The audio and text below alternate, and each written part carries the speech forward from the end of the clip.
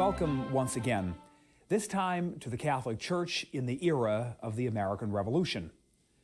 Notice we don't say the Catholic Church during the American Revolution. We say during the era of the American Revolution. Now, every school child knows, and everyone who ever read an American history textbook knows, that the American Revolution was fought between the years 1775 and 1781. But the era of the American Revolution goes back to 1763 and goes all the way up to 1789. 1763 was the close of the French and Indian War. 1789 was the inauguration of George Washington as our first president under our currently existing Constitution. So we're speaking 26 years of American history, and those particular 26 years are what historians agree to be the era of the American Revolution. After the French and Indian War concluded in 1763, you have a very different relationship beginning to exist between the mother country in England and her colonies here in North America. England was no longer simply interested in, shall we say, a mercantile economy. She wanted to move to a political or an imperial economy. What did that mean? It meant that England was now going to start raising revenues purely and simply to get more money into the royal exchequer. And the colonists didn't like it. Why did England do it? England had just fought the French and Indian War. She needed money. She needed a great deal more money. Therefore, she decided to tax her colonies. And the colonists responded, "No taxation without representation." And the mother country answered back, "But you are represented. Everybody who lives in the British Empire is represented." You see, the mother country was holding to the principle of virtual representation. The colonists were holding to the principle of proportional representation. They wanted representation according to their manpower, and they were not getting it. And that was one of the main thrusts of the problem that began to emerge after 1763. Well, this 26 years now of the era of the American Revolution is a period in which Catholics would figure very prominently. We spoke in our last episode, you may remember, that Catholics were to be found primarily in Maryland, in Virginia, in Pennsylvania, and in New York. And as we come into the era of the American Revolution, the general Catholic population will still be found in these places. But who had charge of them? Did anybody know? To whom could they look for direction? Well, for several decades into the colonial life of our country, the only real jurisdiction that the colonists had were the roughly 185, 186 Jesuit priests who ministered to their spiritual needs. The hierarchy in England had become extinct after 1585, after the Protestant Reformation. And it was not until the late 1680s that there would be a bishop who would be allowed to reside in the city of London. And he could not even be called a bishop because the British government said the only legitimate bishops were the bishops of the Anglican Church.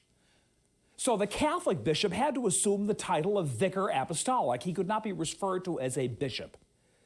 Now, the vicar apostolic resident in the city of London was the vicar apostolic of the Midland district, and it was he who was responsible for the colonists living in North America. Now, we start going along with the era of the American Revolution. You had pieces of legislation like the Stamp Act. You had the Sugar Act. You had the Tea Act, which resulted in the famous Boston Tea Party. You had that no taxation without representation. You had pieces of literature like John Dickinson's Letters from a Farmer in Pennsylvania. You had the Massachusetts Circular Letter. You had the Committees of Correspondence. All of the particulars leading up to the formation of the First Continental Congress in the city of Philadelphia in 1775. Naturally, here we can't get into a detailed explanation of all the particulars. We simply want to try to understand how the Roman Catholic population of the time entered into these particulars. And to begin answering that story, we look at the First Continental Congress of 1775. One of the first glimpses we get of how Catholics were looked at by the Continental Congress came when the Suffolk Resolves were passed by that same Congress in 1775. Now, the Suffolk Resolves were in response to a piece of legislation called the Quebec Act that had been passed by the British government. The Quebec Act extended the province of Quebec from Canada down to the Ohio and Illinois territory. The Quebec Act said that French civil law was going to be retained in this territory, that Catholics could sit on the colonial legislatures of Ohio and Illinois, and that Catholics did not have to pay tithes to the Church of England. Well, when the First Continental Congress heard this kind of thing, they were absolutely infuriated, and they passed what were known as the Suffolk Resolves, and this is what the Suffolk Resolves said, and we quote, that the late Act of Parliament for establishing the Roman Catholic religion and the French laws in that extensive country now called Canada is dangerous in an extreme degree to the Protestant religion and the civil rights and liberties of all America. And therefore, as men and as Protestant Christians, we are indispensably obliged to take all proper measure for our own security. That didn't sound very friendly. But here's something amazing. 5 days later, after the Suffolk Resolves had been passed and had been made public, 5 days later, that same Continental Congress turned around and they sent a letter, if you will, up to their friends in Canada. They were trying to enlist the help of the Canadians in the fight for American independence. And 5 days later, this is what the same Continental Congress had to say to the Canadian government. Quotes, "We are too well acquainted with the liberality of sentiment distinguishing your nation to imagine that differences of religion would ever prejudice you against a hearty amity with us." In other words, when they wanted to be anti-Catholic, they could be anti-Catholic. When they wanted the help of a largely Catholic nation like Canada, they could be very, very friendly. And furthermore, the First Continental Congress sent Dr. Benjamin Franklin and Samuel Chase of Maryland, in company with Father John Carroll, up to Canada to try to see if Canadian help could be enlisted in the fight for American independence. The mission was not a successful one, but if it did nothing else, it established a very close personal friendship between Benjamin Franklin and Father John Carroll. These people who were meeting in the First Continental Congress and the colonists in general who were waging the struggle for American independence, what did they think about the Roman Catholics living in the United States in these days? They were, after all, very different than Protestant Christians. They had different beliefs, different practices, different customs. What do you think the average Protestant thought about his Catholic compatriots? Well, John Adams, the delegate at the First Continental Congress from Massachusetts, gives us a very good answer to that question. He wrote to his wife Abigail in Braintree, Massachusetts, after he had taken a walk one day in the city of Philadelphia. He strolled down 4th Street to Old St. Mary's Church, which was in those days a very prominent church in Philadelphia, and he came into the back of Old St. Mary's while Mass was going on. And this is what he writes home to Abigail about his reactions of a Catholic Mass, and we quote him.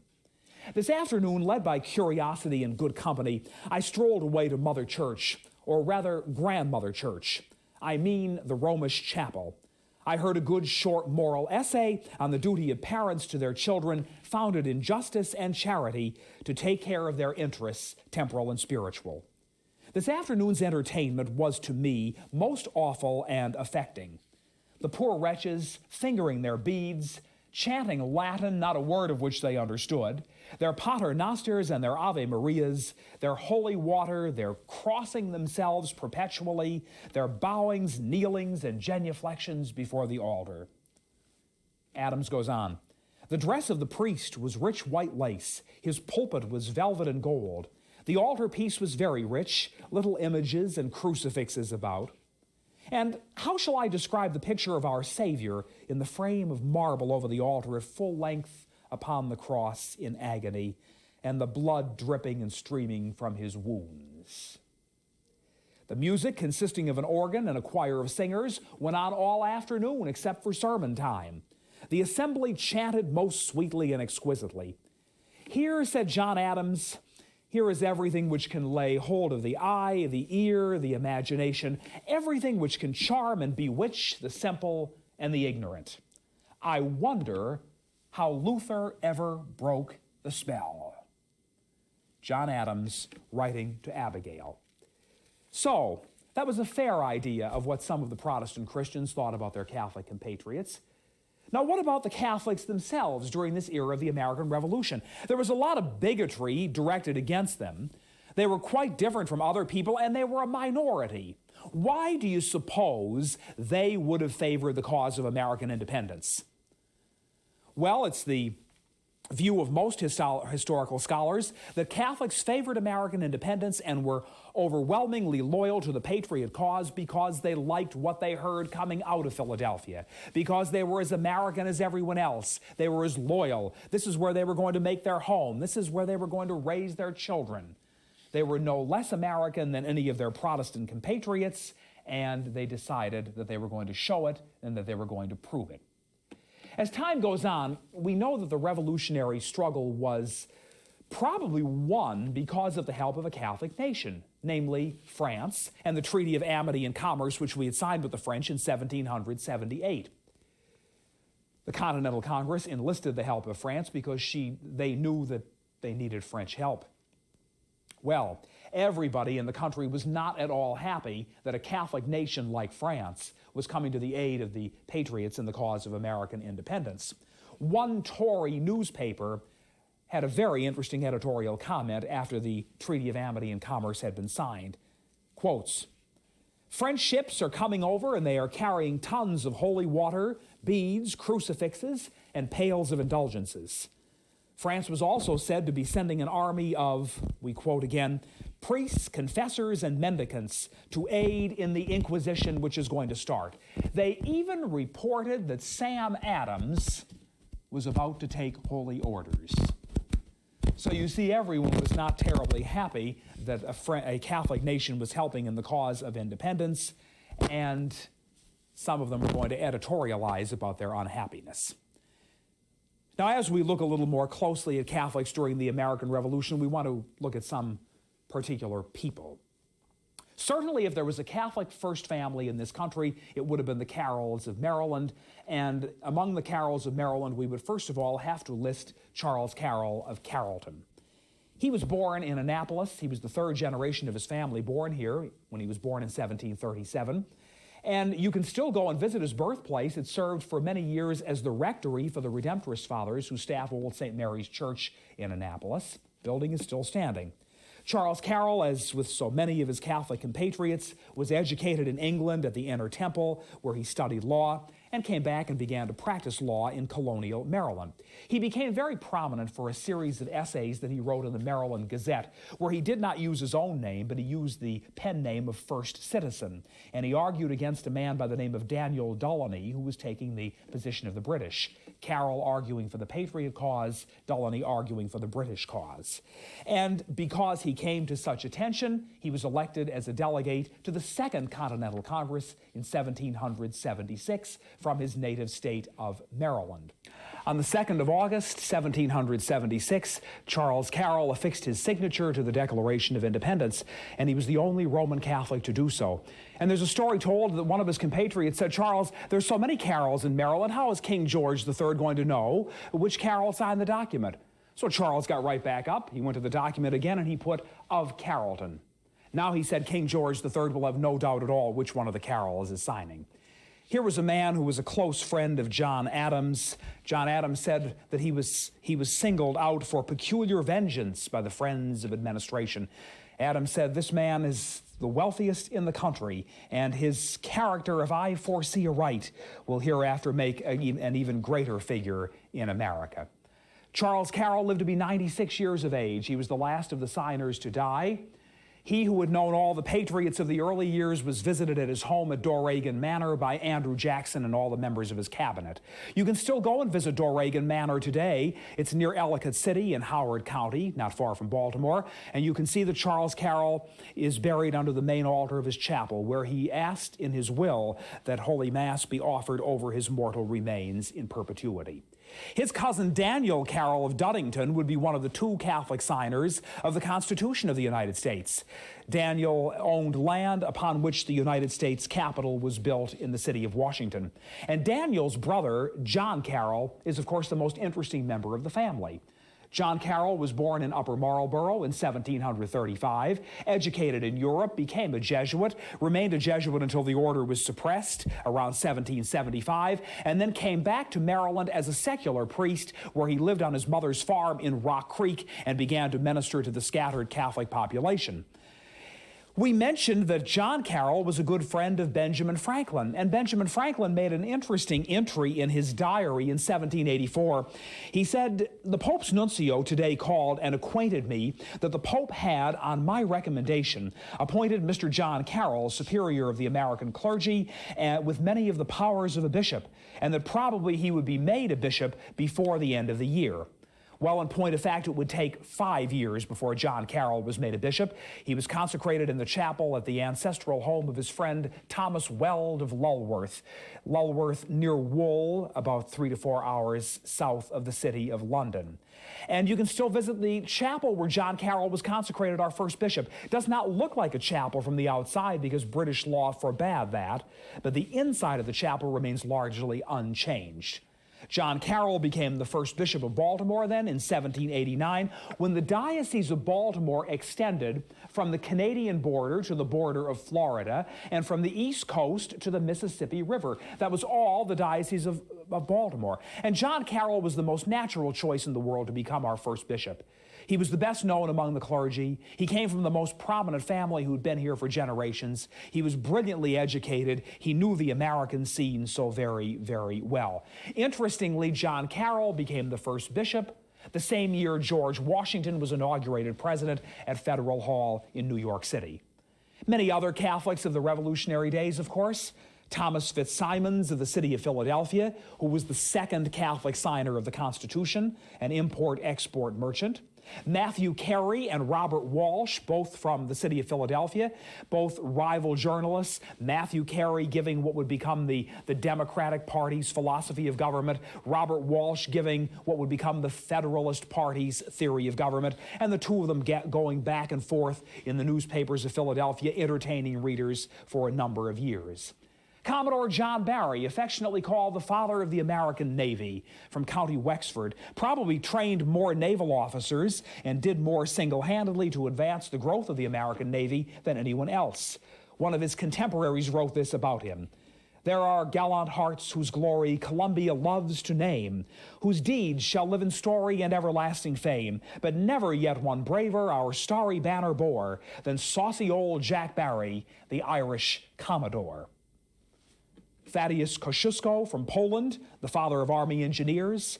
Casimir Pulaski, a brigadier general of the Revolutionary Army. Stephen Moylan, the quartermaster general of the Revolutionary Army. Francisco Vigo, the prominent explorer in company with Father Pierre Gibault. The Comte de Rochambeau, even the Marquis de Lafayette could to a certain extent lay some claim to the Catholic faith. So after the Revolutionary War, attitudes on Catholics began to change.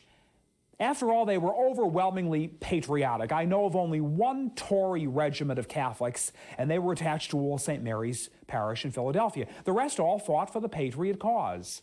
So many of their contemporaries of other faiths said, you know, these Catholics are not terribly bad after all. In 1784, 5 years before he became our bishop, Father John Carroll sent his first official report to Rome as superior of the American clergy. He said there were 15,800 Catholics living in Maryland, 9,000 adults, 3,000 children, and black slaves. There were 7,000 Catholics in Pennsylvania, far less scattered than the Catholics of Maryland. There were at least 1,500 Catholics whom he could account for in New York, and probably about 500 in Virginia, most of whom never see a priest. Numerous Catholics, Father Carroll said, lived in the Mississippi Valley. They were French-speaking, and also, I fear, he wrote, largely without the services of priests. Many of the Catholics in Maryland, said Father Carroll, were very devout. They were descendants of the original settlers who had come to Maryland in 1634. Other Catholics were pious, but they lacked a great spirit of fervency, purely and simply because they did not see priests with any great frequency.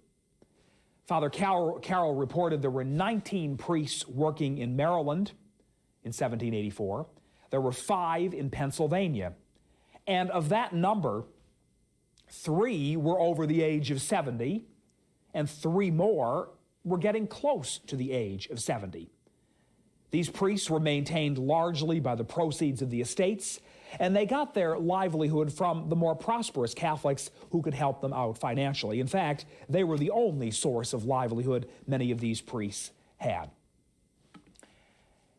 After George Washington became President of the United States, a committee of Catholic laymen, consisting of such people as Daniel Carroll, Thomas Fitzsimons, Dominic Lynch in New York, and 2 or 3 others, wrote a congratulatory letter to George Washington upon his assuming the office of President of the United States. George Washington responded to these Catholic laymen in this way: "The prospect of national prosperity now before us is truly animating, and it ought to excite each and every one of us. I hope to see America ever among the foremost nations of justice and liberality.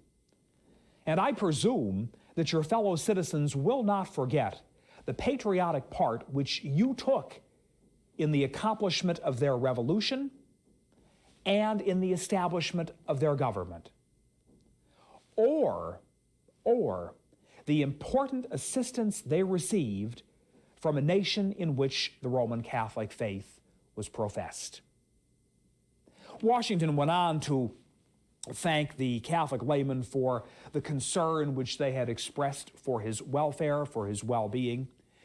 He talked about some of the hopes and the dreams that he wanted to fulfill as the first president of the United States.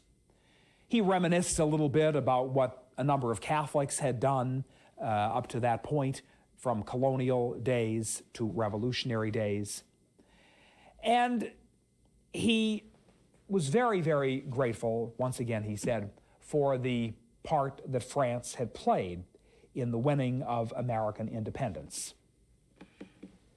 So George Washington, probably through his friendship with the Carrolls, probably through his friendship with some of the more affluent Catholics in Maryland and Virginia, George Washington came to realize what a number of the patriots had not realized at first, but I think as a result of the American Revolution were coming to realize: that Catholics were patriotic, Catholics were loyal, Catholics were here to stay, Catholics had really fought, in proportion to their numbers, as hard for the cause of American independence as did anyone else.